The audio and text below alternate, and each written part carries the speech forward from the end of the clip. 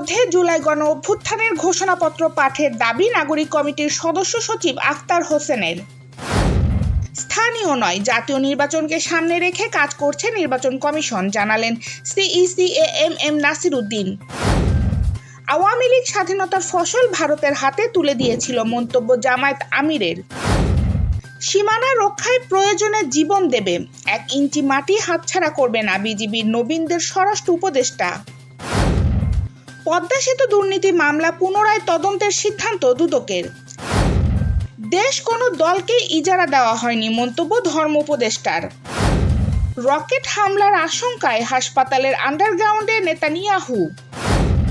এবং শামীম ঝড়ের পরও হারল চট্টগ্রাম, বিপিএল এর শুভ সূচনা খুলনার।